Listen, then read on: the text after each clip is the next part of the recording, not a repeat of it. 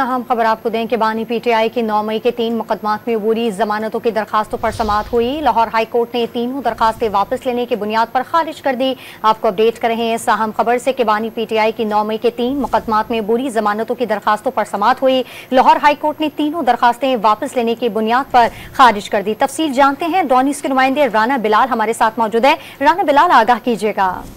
जी, Lahore high court ने बानी PTI की 9 मई के 3 मुकदमात में जो दरखास्त जमानतें हैं वो वापस लेने की बुनियाद पर खारिज कर दी हैं।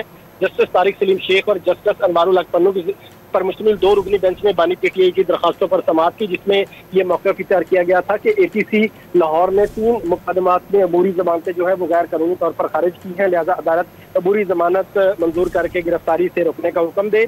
जस्टिस तारिक सलीम की जानिब से इस्तफसार किया गया कि जब हम इस वक्त इस पिटीशन पर हेयरिंग कर रहे हैं, ये बताएं कि बानी पीटीआई जो है वो गिरफ्तार है या नहीं, जिस पर प्रोसिक्यूटर जनरल ने बताया कि इन तीनों मुकदमात में बानी पीटीआई की गिरफ्तारी हो चुकी है, जिसकी बिना पर अदालत की जानिब से ये कहा गया कि ऑफिशियल रिकॉर्ड के मुताबिक ये दरखास्तें 15 जुलाई को दायर नहीं हुई, इसलिए इन दरखास्तों पर समाअत नहीं हो सकती।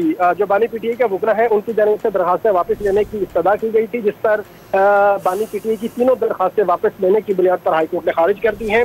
बानी पीटीआई ने जना हाउस हमला केस, शादमान और अस्करी टावर जलाने के मुकदमात में जमानत के लिए हाईकोर्ट से रुजू किया था, लेकिन चूंकि बानी पीटीआई इन मुकदमात में गिरफ्तार हो चुके हैं, इसलिए जो दरखास्तें हैं वो वापस ले ली गई हैं और लाहौर हाईकोर्ट ने दरखास्तें वापस लेने की बुनियाद पर खारिज कर दी है। तफसील हमें अपडेट कर रहे थे राना बिलाल, आपका बहुत शुक्रिया।